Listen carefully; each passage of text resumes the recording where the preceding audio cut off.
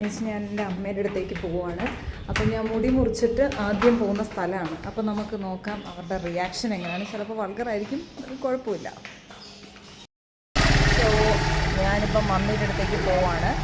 So മമ്മിയുടെ reaction എന്താണെന്ന് ഞാൻ എടുക്കാൻ പറ്റില്ല. സോ ഞാൻ അച്ചുവിനോട് പറഞ്ഞിട്ടുണ്ട് അവരുടെ റിയാക്ഷനൊക്കെ ഒന്ന് ക്യാപ്ചർ ചെയ്യണമെന്ന്. അപ്പോൾ അവനെ പറഞ്ഞ് സെറ്റാക്കി വെച്ചിട്ടുണ്ട് ഗൈസ്. ഇതോ അവിടെ വെയിറ്റ് ചെയ്യുകയാണ്. സോ ഇനി എന്തൊക്കെയാണ് റിയാക്ഷൻ നമുക്ക് നോക്കാം. അങ്ങനെ അച്ചു എന്നെ വീഡിയോ എടുക്കാമെന്ന് പറഞ്ഞു. അപ്പം ഞാനോട് പറഞ്ഞ് ആരും അറിയാതെ എടുക്കണോടാ. അങ്ങനെ ഞാൻ രണ്ടും കൽപ്പിച്ച് വീട്ടിലേക്ക് കയറി. ബെല്ലടിക്കാനൊക്കെ പറഞ്ഞു. ഞാൻ ബെല്ലടിച്ചു. പക്ഷേ ആരുടെ ഒരു അനക്കവും ഇല്ല. അകത്തേക്ക് ഞാൻ കയറി ചെന്നപ്പോൾ അവിടെ എൻ്റെ മകൻ മൊബൈലൊക്കെ കണ്ടിരിക്കുകയാണ്. പിന്നെ ഹാളിലും ആരെയും കണ്ടില്ല. പിന്നെ ചോദിച്ചിന് ബെഡ്റൂമിലെങ്ങാനും ആയിരിക്കുമോ. അങ്ങനെ ഞാൻ അവിടേക്കൊന്ന് പോയി നോക്കി. അവിടെയും കണ്ടില്ല. പിന്നെ മനസ്സിലായി കിച്ചണിലാണ് രണ്ടുപേരും ഉള്ളത്. അവിടേക്ക് ഞാൻ പോയി അതിൻ്റെ അകത്ത് കയറിയില്ല. ഒരു റിയാക്ഷനും ഇല്ല. എന്താടി നീ എല്ലാം ഉണ്ടാക്കാൻ പറഞ്ഞിട്ട് ഇപ്പോഴാണോ കയറി വരുന്നതെന്നുള്ള റിയാക്ഷനായിരുന്നു ഞാൻ കണ്ടത്. ഞാൻ ആകെ ചമ്മി നിൽക്കുക. എന്താ ഇവരൊന്നും എൻ്റെ മുടിയെക്കുറിച്ച് പറയാത്തതെന്ന്. പിന്നെ ഞാൻ എന്ത് ചെയ്യണമെന്നറിയാതെ സൈഡിലേക്കൊക്കെ മാറി നിന്ന് കുറേയൊക്കെ മുടിയിലിങ്ങനെ കോപ്രായങ്ങൾ കാണിച്ചു. പക്ഷേ അച്ചു ആകെ ഇതായിപ്പോയി. വീഡിയോ എടുക്കാനും പറഞ്ഞ് നമ്മൾ ഉദ്ദേശിച്ച റിയാക്ഷനല്ലോ ഗൈസ് ഇവർ തന്നത്. പിന്നെ ഞാൻ അവിടെയൊക്കെ സൈഡിൽ ഇങ്ങനെയൊക്കെ ചമ്മി മാറി നിന്ന് എനിക്ക് പിന്നീടാണ് മനസ്സിലായത് എൻ്റെ മോൾ ഓൾറെഡി ഇത് പറഞ്ഞു കഴിഞ്ഞു. അവൾ ഓൾറെഡി അവിടെ അവതരിപ്പിച്ചുകൊണ്ടാണ് ഇവരുടെ മുഖത്തൊരു റിയാക്ഷൻ ഇല്ലാത്തത്.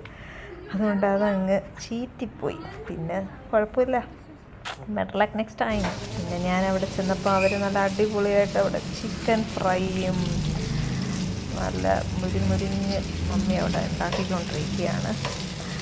അപ്പം പിന്നെ നമുക്കതൊക്കെ അടിക്കാമെന്ന് ഞങ്ങൾ വിചാരിച്ചു. പിന്നെ ഒരു പാത്രത്തിൽ നോക്കുമ്പോൾ അടച്ചിങ്ങനെ വെച്ച് ഇരിക്കുകയാണ്. നോക്കുമ്പോൾ എന്താവളും ഇങ്ങനെ കാത്തിരിക്കുന്നു. പിന്നെ മനസ്സിലായ ചെട്ടിനാട് ബിരിയാണി ഉണ്ടാക്കുന്ന ഒരു കാത്തിരിപ്പിലാണ് അവൾ. സോ ഇത് എൻ്റെ അനിയത്തിയുടെ ഒരു സ്പെഷ്യൽ വെറൈറ്റി സാധനമാണ് guys, Chettinad biryani.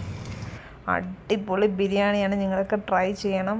It's very spicy tasty. എന്താ പറയണ, വായിന്നൊക്കെ വെള്ളം വരുന്നു. അപ്പം പിന്നെ അത് കഴിഞ്ഞ് മമ്മിയുടെ ഒരു സ്പെഷ്യൽ ഐറ്റമാണ് ചിക്കൻ ഫ്രൈ ചെയ്തത്.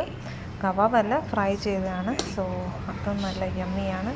അപ്പോൾ ഇതിൻ്റെ കൂട്ടത്തിൽ നമുക്ക് ഒരു ഇച്ചിരി തൈരും കൂടെ ആയാലോ അടിപൊളി അല്ലേ.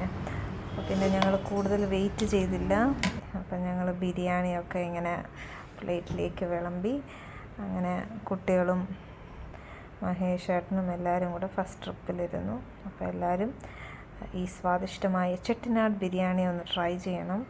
അത് വളരെ ടേസ്റ്റിയാണ്. അത് സാധാരണ ബിരിയാണി കഴിക്കുന്ന പോലെയല്ല. ഇറ്റ്സ് സംതിങ് നല്ല കുഴഞ്ഞ് അങ്ങനെ ഇരിക്കുന്ന ഒരു ബിരിയാണിയാണ്.